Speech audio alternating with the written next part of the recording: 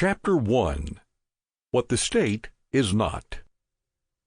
The state is almost universally considered an institution of social service.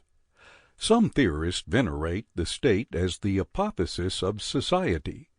Others regard it as an amiable, though often inefficient, organization for achieving social ends.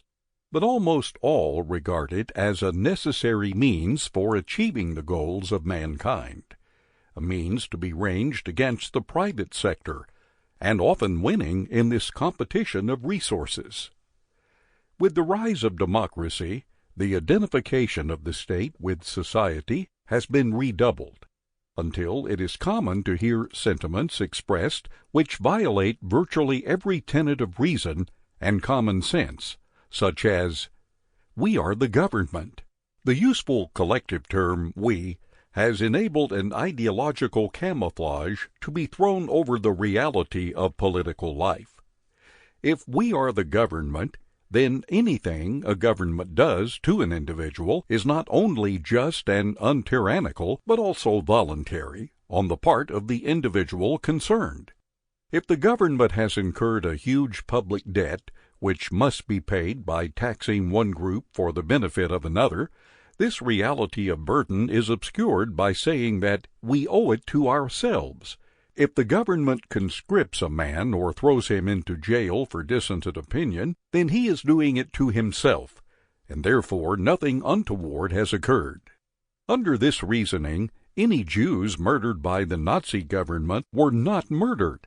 Instead, they must have committed suicide, since they were the government, which was democratically chosen, and therefore anything the government did to them was voluntary on their part.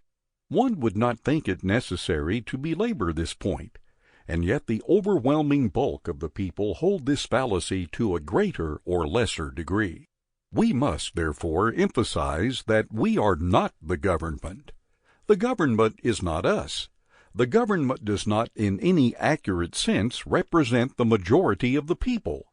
But even if it did, even if 70% of the people decided to murder the remaining 30%, this would still be murder, and would not be voluntary suicide on the part of the slaughtered minority.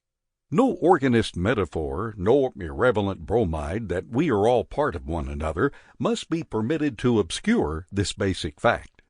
If then the state is not us, if it is not the human family getting together to decide mutual problems, if it is not a lodge meeting or country club.